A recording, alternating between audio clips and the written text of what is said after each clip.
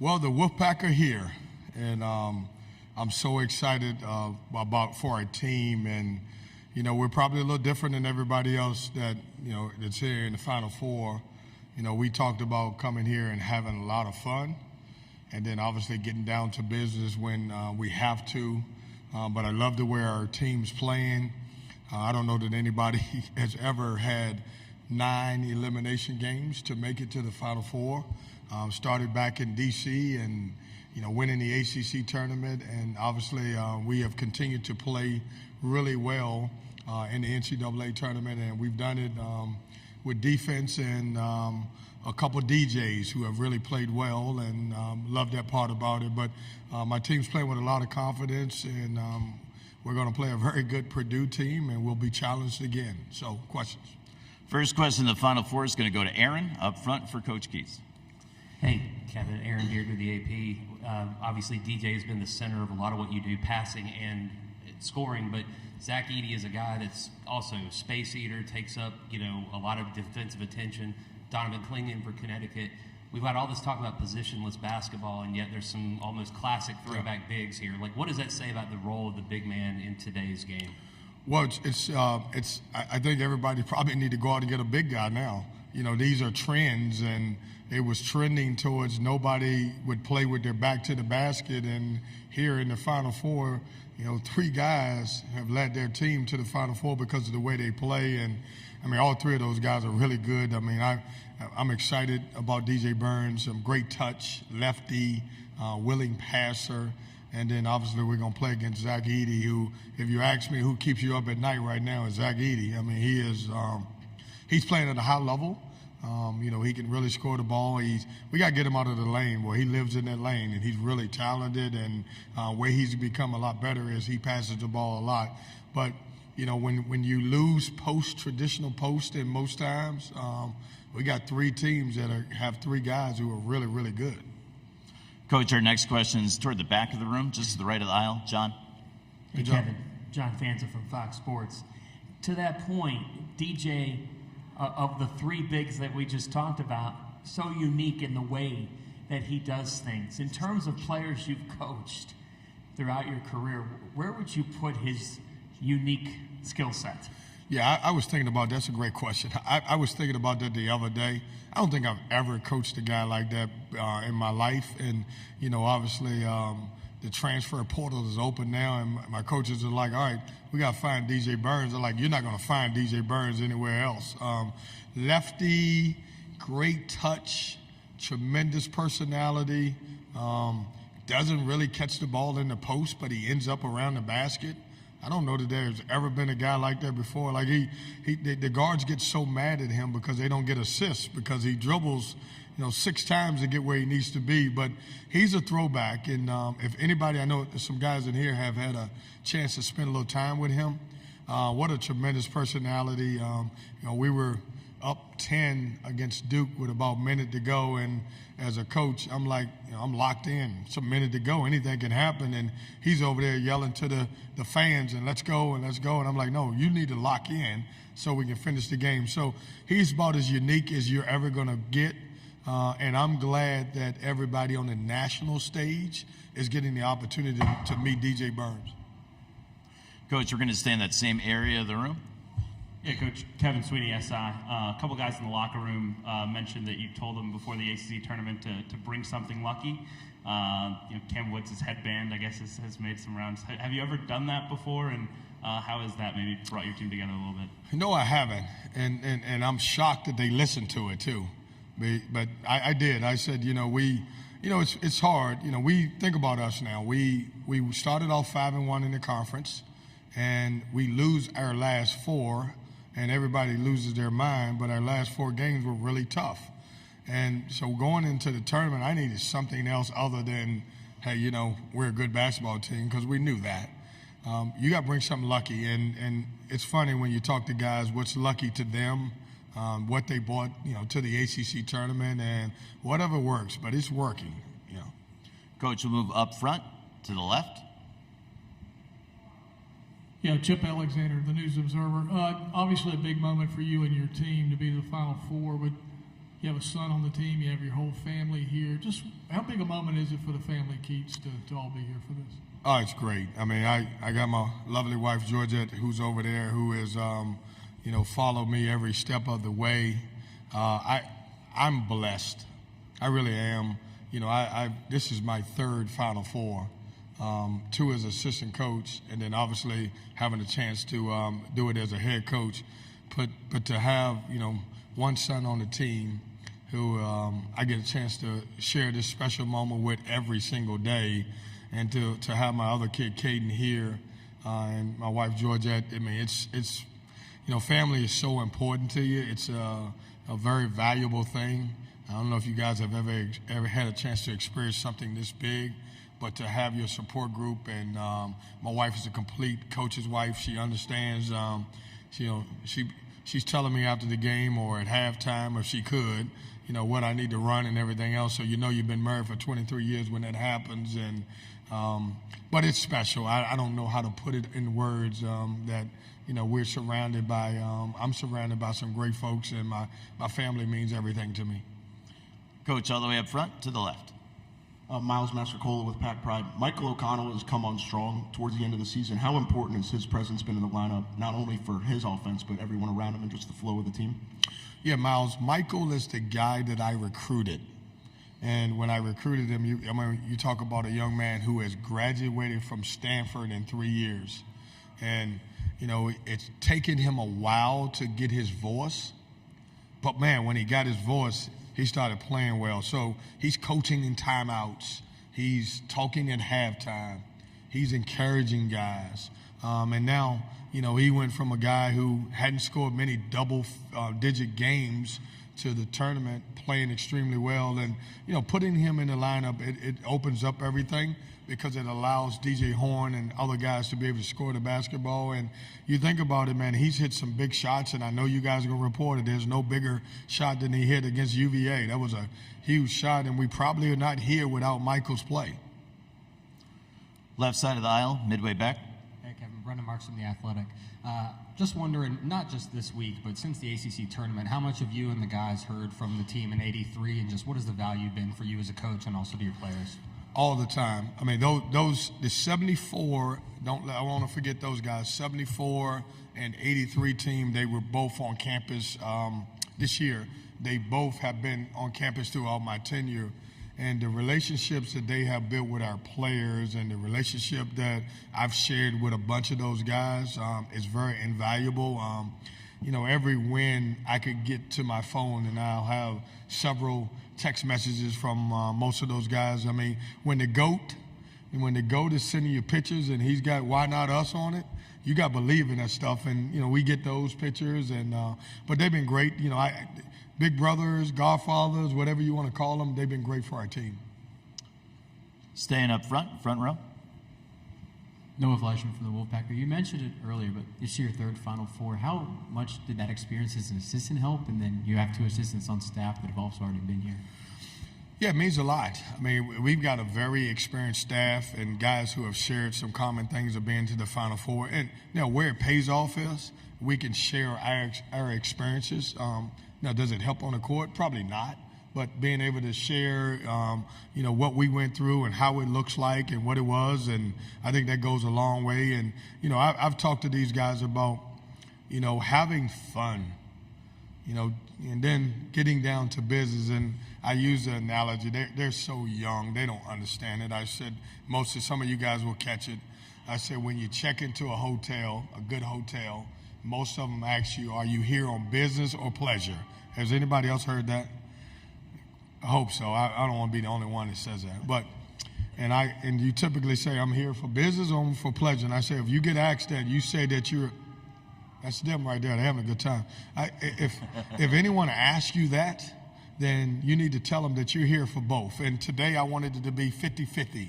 Tomorrow I wanted it to be 75 business to 25, and then I want 100% business by the time we get to Saturday. But this group has fun. They understand how to have fun, and I don't want to take that away from them. Coach, we'll go to the center of the room. Hi, Coach. Addison Colbach here, Arizona PBS. Just how important is it hitting the transfer portal in today's college basketball world? Well, I would say it's pretty important to us. Our starting five is all transfers, and none of those guys started at NC State. Now, they're all NC State people now. Don't get that wrong, but it's a different world. It depends on your need, and every coach, it doesn't work for everyone. Sometimes you have some really good players. In our situation, we brought in 8 new guys this year. 7 of those guys were from the transfer portal, and it's worked for us. It may not work for everyone else, but at NC State, it's worked for us. Back of the room in the center. We're going to use the back right microphone, Reed. Trayvon Miles, ABC 11 in Raleigh. Hey, Coach, just in speaking with some of your players in the locker room, a lot of them pointed to the moment of getting off the plane here as one of the most surreal feelings for this run, and just what you guys have gone through from the last 4 games to D.C., to Pittsburgh, and so on. Just curious if you feel the same way about when you guys arrived and stepping off the plane to the tarmac.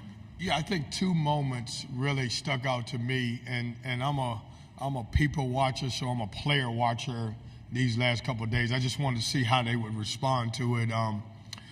Getting them the opportunity. Now, I was here 11 years ago as assistant coach, not here, but in the Final Four, and it didn't look anything like that. When we got out the plane, and the locker room wasn't dressed up like it was. And just to see us get off that plane and the look in their eyes, walking into the locker room, and then having a chance to go out to the floor, that meant everything to me, because that showed me how much hard work that we'd put in to get here.